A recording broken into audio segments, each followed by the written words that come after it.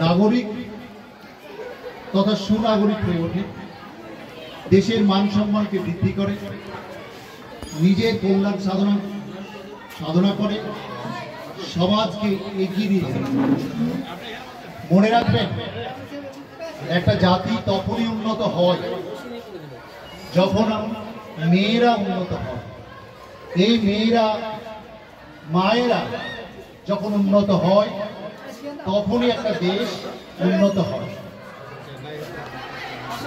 এই প্রসঙ্গে আমি অনেকবার অনেক কথা বলেছি। ডক্টর এপিজে আব্দুল কালামের সেই বিখ্যাত বাণী যে একটা দেশ বা জাতিকে সবাই মিলে একসঙ্গে গাইব।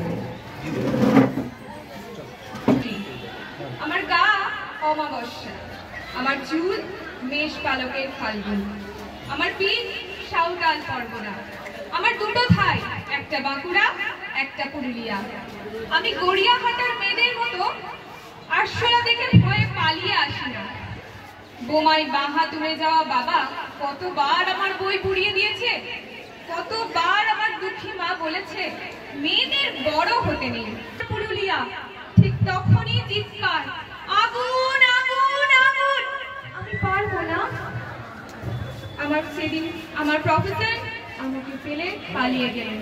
আমি কৃষ্ণকলি বাহাতো, MA PhD, কত কষ্ট করে কত অপমান সহ্য করে জঙ্গলে রাত জেগে বই পড়ে আমি এখানে এসেছি। কেউ আমাকে জায়গা ছেড়ে দেয়নি, কেউ কাউকে জায়গা ছেড়ে দেয় না, না পুরুলিয়ায় না কলকাতায়।